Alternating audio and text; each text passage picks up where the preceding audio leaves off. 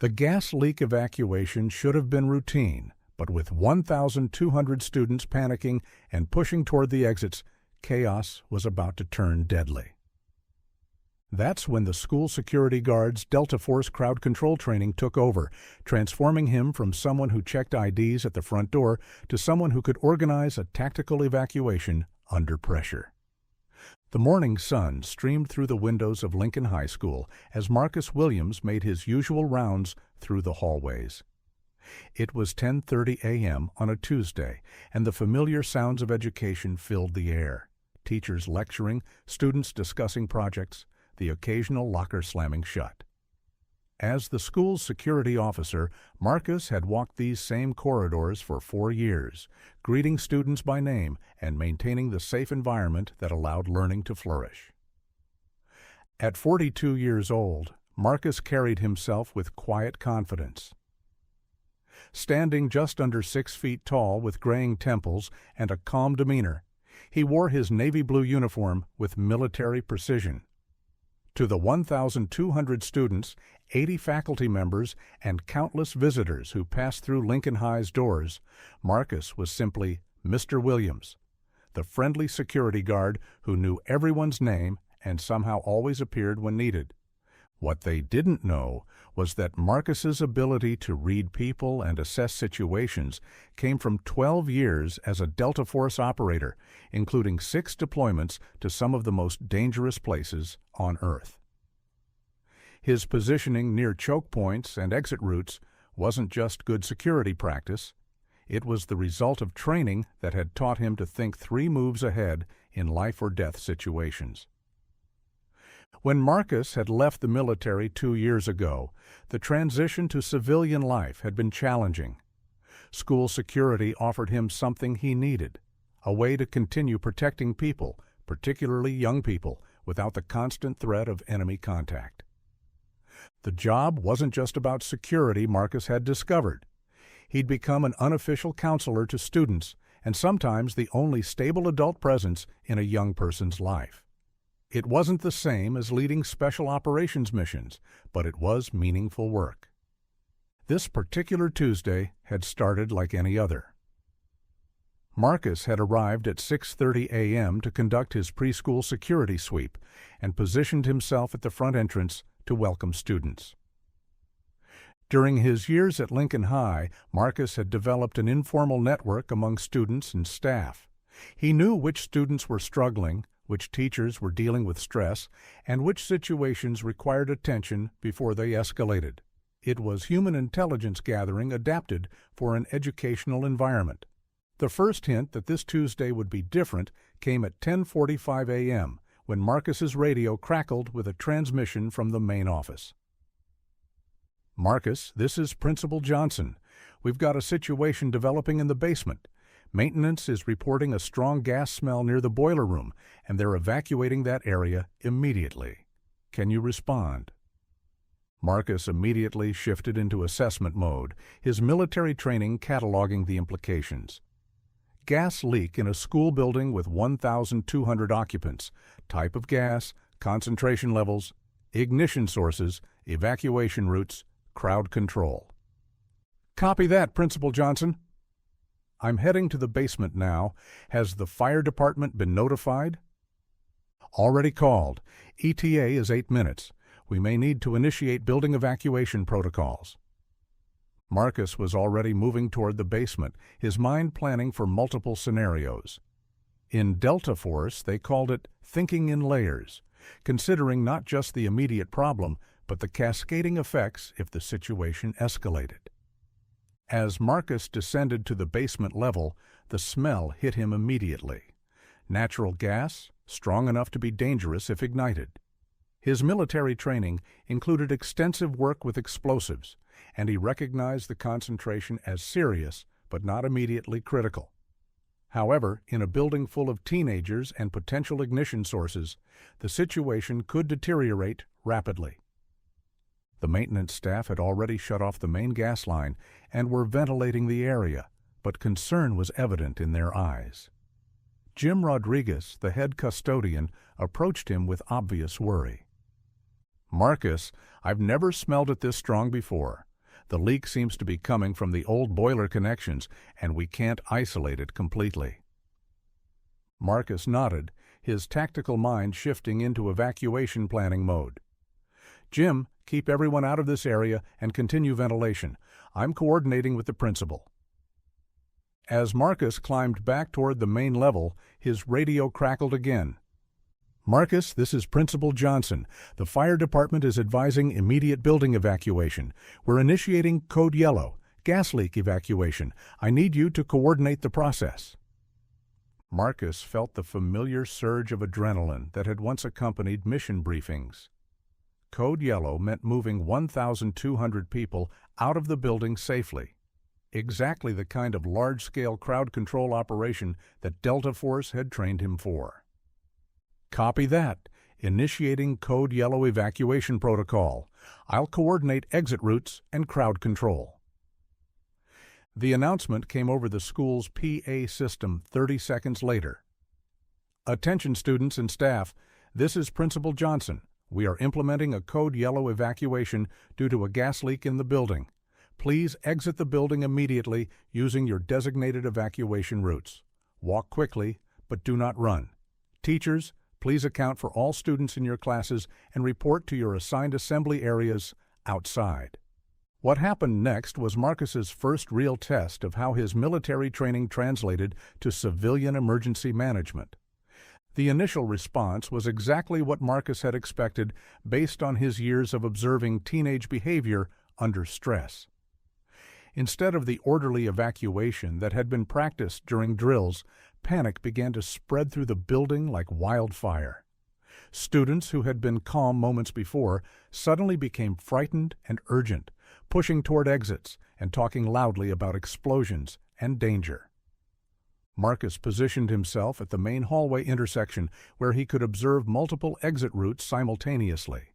His Delta Force training had taught him that successful crowd control required understanding both individual psychology and group dynamics. Panicked people made poor decisions, and poor decisions in evacuation situations could quickly turn dangerous. The first crisis developed near the main entrance, where students from 3 different wings of the building were converging on the same set of doors. Marcus could see the bottleneck forming and recognized the signs of a potential stampede situation, exactly the kind of scenario that had killed dozens of people in nightclub fires and other civilian emergencies. Moving quickly, but without appearing to panic himself, Marcus positioned himself at the convergence point and began directing traffic with the same calm authority he'd once used to coordinate troop movements under enemy fire. "All right, everyone, slow it down," Marcus called out, his voice carrying over the noise without shouting. "We've got plenty of time, and we're going to get everyone out safely. Students from the East Wing, use the East exit. West Wing students, continue to the main doors. No pushing, no running." Several students recognized Marcus and responded to his familiar voice, but the crowd was still moving too quickly and chaotically for safety.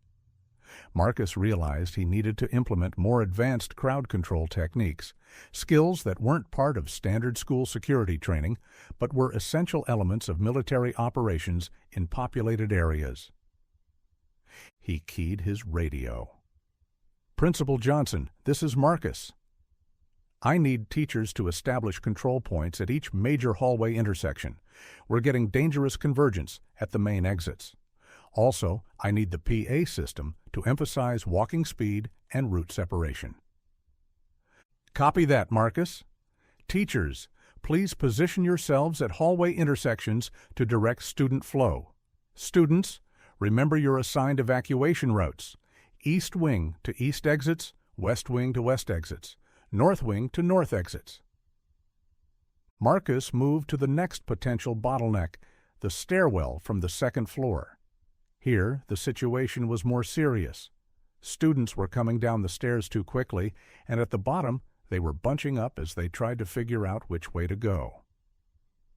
Marcus recognized the signs of a crowd crush developing, the dangerous compression that occurred when people couldn't move forward but continued to be pushed from behind. This was where his Delta Force training became most valuable. In military operations, controlling the movement of civilian populations was often critical to mission success and civilian safety. Marcus had learned techniques for managing large groups under stress that went far beyond standard crowd control. "Hold up, everyone," Marcus called out, positioning himself at the base of the stairwell with his arms extended to slow the flow. "I need the students at the bottom to move toward the exits first. Everyone on the stairs, pause for 30 seconds to let the hallway clear." It was a risky decision. Stopping movement could increase panic, but Marcus had learned that temporary controlled stops were often necessary to prevent stampedes. His calm demeanor and authoritative presence convinced most students to pause, and within seconds, the hallway began to clear. "Okay, now we can continue, but slowly. If you feel like you're being pushed, raise your hand and say, 'Slow down. We're all getting out safely, but we need to do it smart.'" As Marcus continued managing the evacuation flow, he found himself drawing on specific training from his military experience that he'd never expected to use in a civilian setting. Techniques for managing refugee movements during humanitarian operations, protocols for evacuating civilians from combat zones, methods for maintaining order when people were frightened and confused. The difference was that instead of coordinating with fellow soldiers, he was working with teachers who had no crisis management training beyond basic drills. And instead of moving people away from enemy contact, he was moving teenagers away from a potential gas explosion. His radio crackled again. "Marcus, we've got a problem at the south exit. Some students are trying to go back inside because they forgot backpacks and phones. Can you respond?" Marcus was already moving toward the south exit, recognizing this as exactly the kind of secondary crisis that could complicate an otherwise successful evacuation. In military operations, civilians often made dangerous decisions based on property concerns rather than safety priorities. At the south exit, Marcus found exactly what he'd expected: a group of about 15 students arguing with a teacher about going back inside to retrieve personal items. The teacher, Ms. Rodriguez, was clearly frustrated and worried.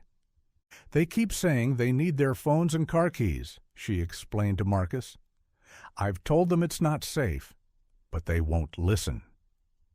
Marcus approached the group of students with the same calm demeanor he'd used when dealing with anxious civilians in Iraq and Afghanistan. Fear made people focus on the wrong priorities, and anger only made the situation worse.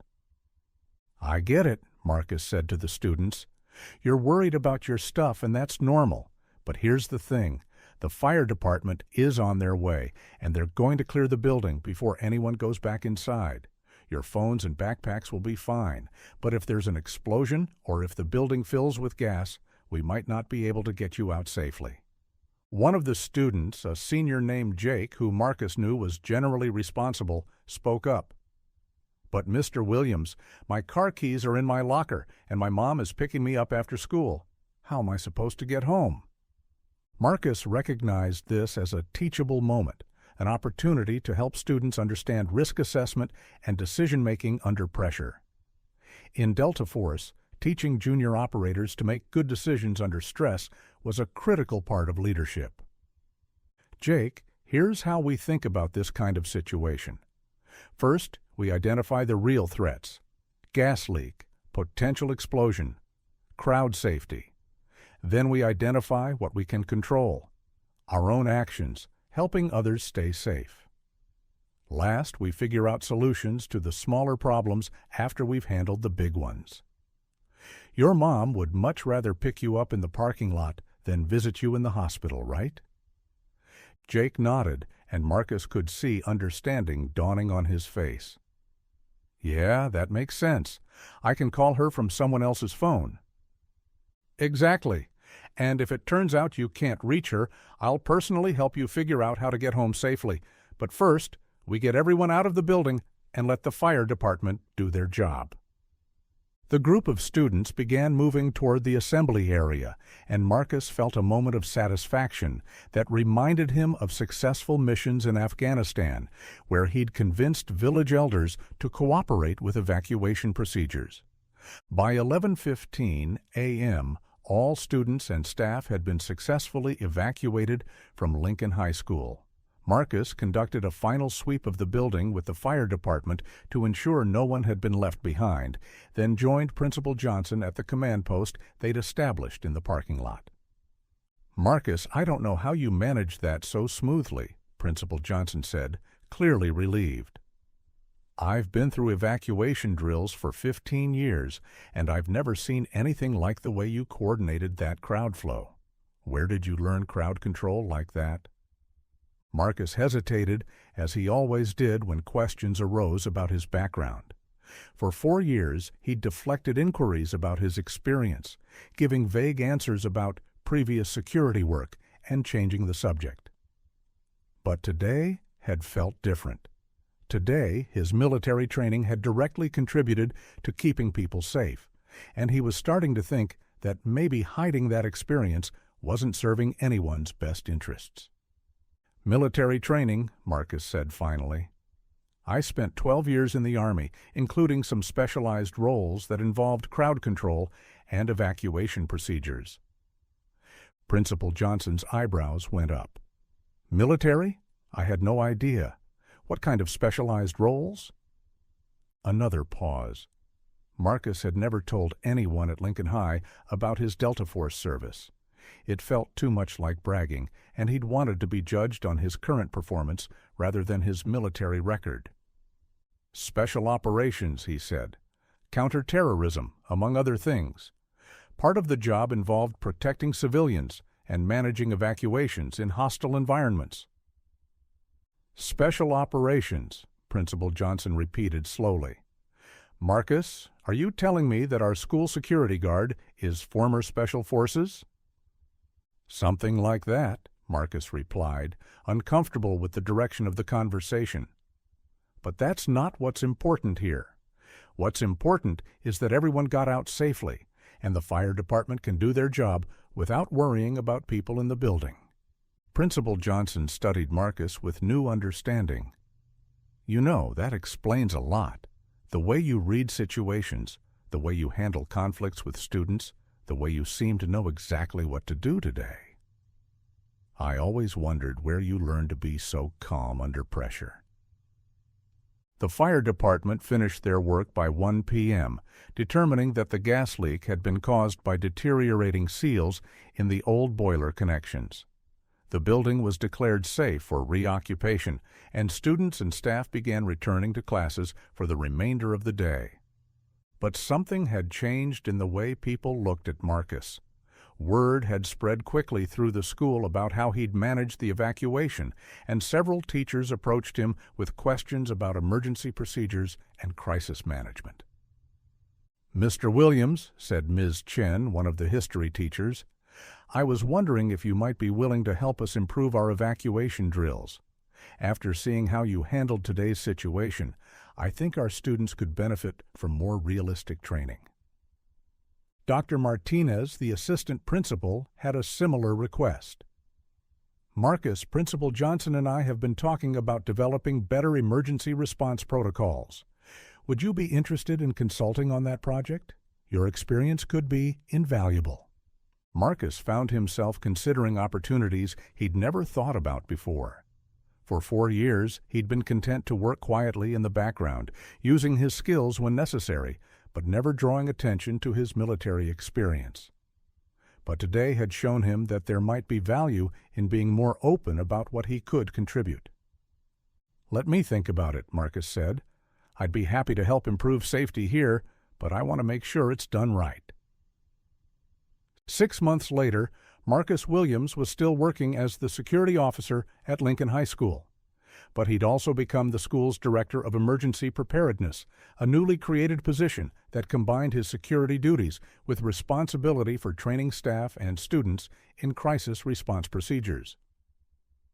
The school's emergency response protocols had been completely redesigned based on Marcus's military experience and adapted for an educational environment. Evacuation times had improved by 40%, and staff confidence during crisis situations had increased dramatically. More importantly, students were learning life skills about decision-making under pressure and helping others during emergencies.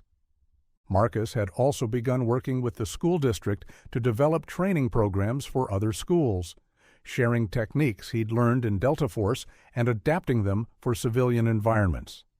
His quiet background in special operations had evolved into a new career in emergency management education. Dr. Johnson, who had become the superintendent, often reflected on how close they'd come to a serious tragedy that Tuesday morning and how one person's hidden expertise had made all the difference. "You know what I learned from Marcus?" she said to other administrators. "Sometimes the most valuable people are the ones who don't advertise what they can do. They just show up every day, do their jobs well, and when the crisis comes, they're ready." Marcus still arrived at Lincoln High School at 6:30 a.m. every morning, still greeted students by name, and still positioned himself where he could best observe and protect the school community. But now he also taught other adults how to keep people safe during emergencies, and he'd found a way to honor his military service while building something meaningful in civilian life. The students still called him Mr. Williams, but now they also knew that their friendly security guard was someone who had served his country in ways they were just beginning to understand, and who continued serving them every day in ways that most adults never learned to do. Marcus Williams, Delta Force operator, school security guard, emergency preparedness director, teacher, silent guardian.